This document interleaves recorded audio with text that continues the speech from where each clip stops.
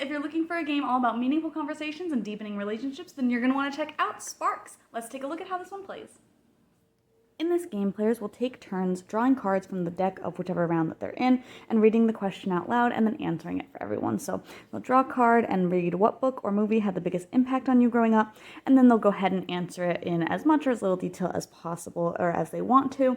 and then they'll just hold it in front of them. If a player ever draws a card that they just don't want to answer the question to or just having a hard time answering it, they are free to discard that card or shuffle it back in and draw a new one as well.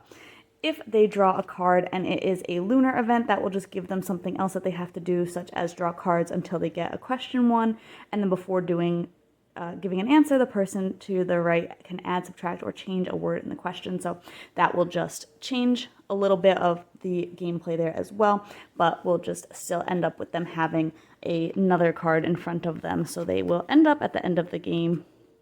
having one card from each deck, which will then give them a little code at the bottom here with those symbols, and then they'll look at their constellation key to see which constellation that they will look at then, and then once they find that constellation in that other deck, they will have one final question to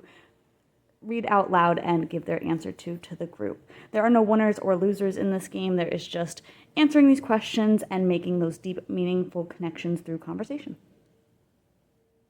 I kind of viewed this one a little bit more as an activity than a straight board game, mostly just because there was no real winners or losers. It's really just about the conversations, which is cool, but it didn't really feel as much like a typical card game to me. Like I said, it was more of just an activity, just kind of guiding the conversation, which I thought was really cool. There was a lot of variety in the decks and what you could be talking about and asked about, from relationships or jobs and success or just life goals, tons and tons of things, which I really thought was cool. Even if you're playing with a larger group, you're inevitably all going to draw different kinds of questions to answer, which I really, really liked. I'm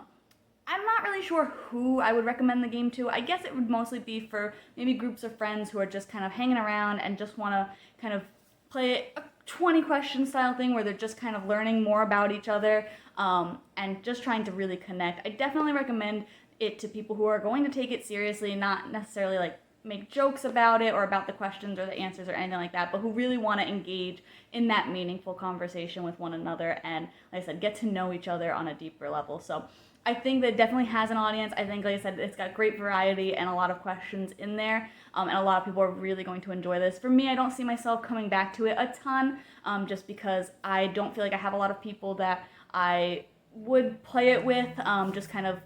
based on the nature of the game, but I did think that it's cool, and like I said, it definitely will have its audience, so you can check out my full thoughts on the blog today to see if this one might be for you and your group.